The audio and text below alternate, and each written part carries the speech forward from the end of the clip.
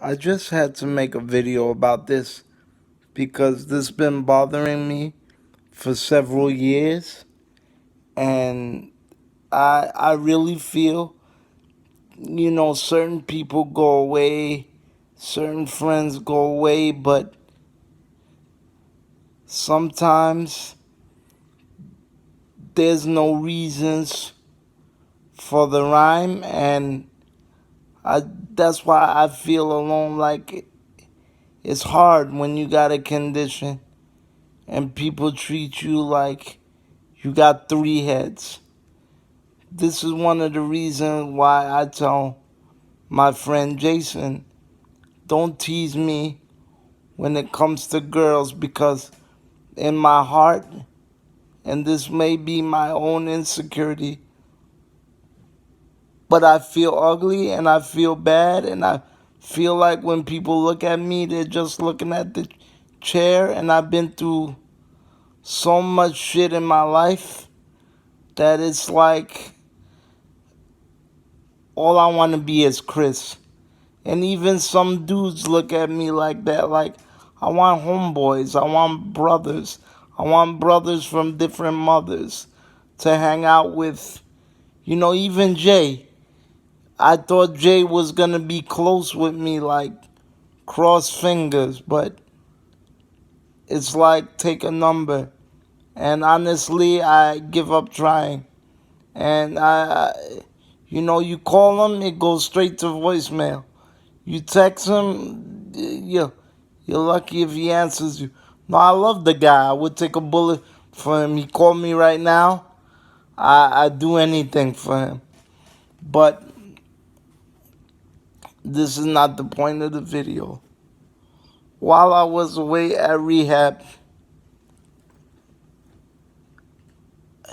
I made a lot of friends to me. But some people didn't want to be my friend because it was code of ethics or whatever.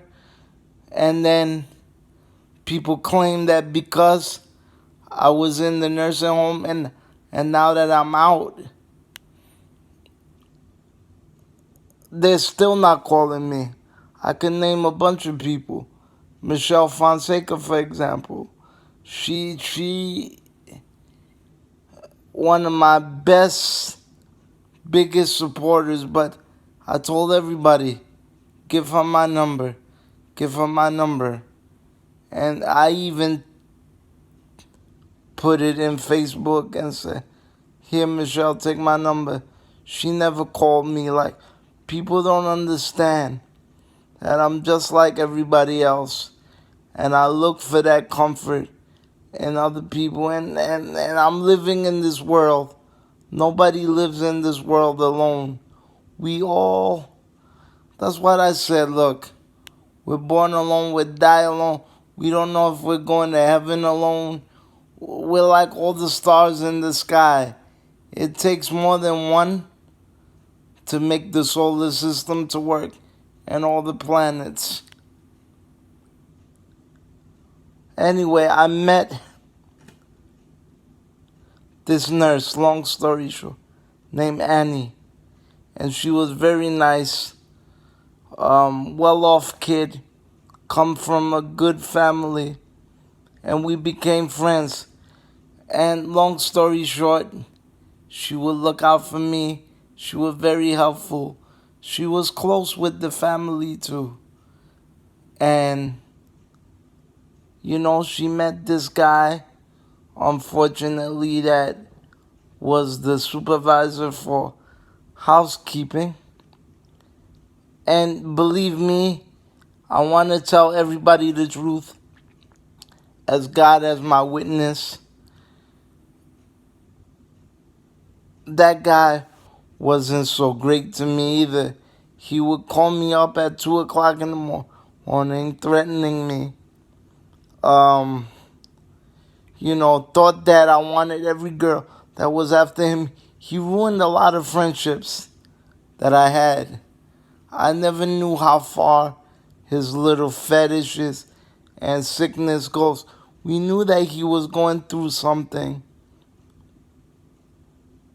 domestic wise with his, I don't know if you want to say ex-wife or wife. I really don't know. I don't care. That's not my problem. Once the guy started calling me up and telling me off, I was done.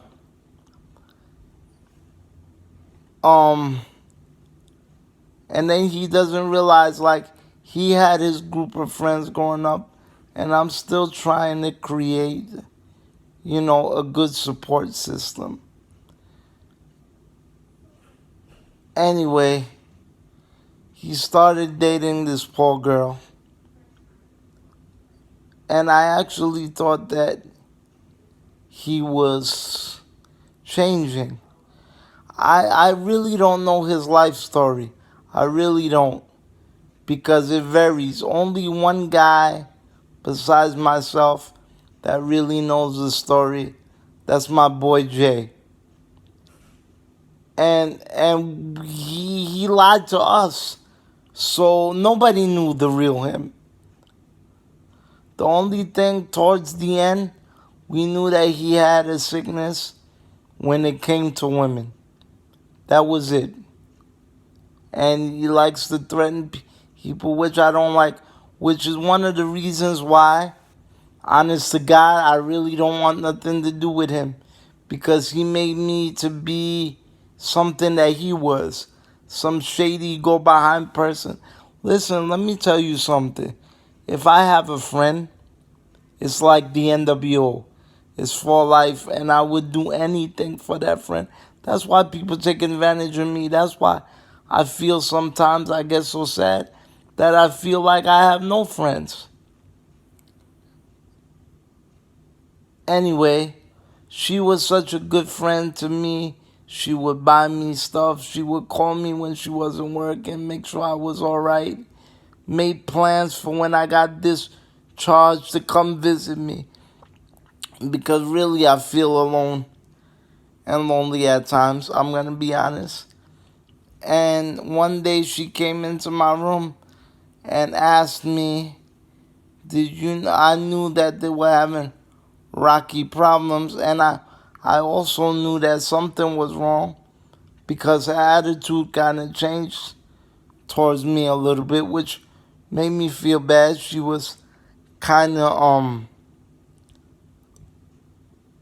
admonishing me a lot and reprimanding me on certain things and repeating herself to the point where it made me angry, and she would lose patience with me, which, honest to God, I don't know why. I always liked her, loved her, always wished her the best. She was one of the best people in there, and she had a heart of gold. I know people have their problems. I'm not gonna fault them for that. But she came into the room and basically asked me if the guy was still married to his wife. And I really couldn't give like a straight answer. And I said, well, I don't know. I guess I don't, I didn't know what to say. Because you say the wrong thing, then he would call you up and threaten you and blah, blah, blah. What do you think? Your knight in shining armor? What are you, jealous of the... So it was like he put the fear of God in you because he was so, I don't know. I think my friend Jay says it best, that he just needs prayer, and he just needs medicine, and he needs to fix himself, because there's a lot of issues there. Like, I'm one to talk. I got issues. But you know what? Not like that. I got issues because people make issues. I got issues because people fucked me over. I got issues because I got a selfish family. I got issues because people are so fucking selfish in this world. I got issues because, I'm constantly being felt and put in a position where I'm a second class citizen. Like I said, I don't need much. I'm happy now. The only thing I wish, I had good friends around me, and my one wish before I die and leave this earth is to find somebody to love me. And I hope all my friends, including Jay,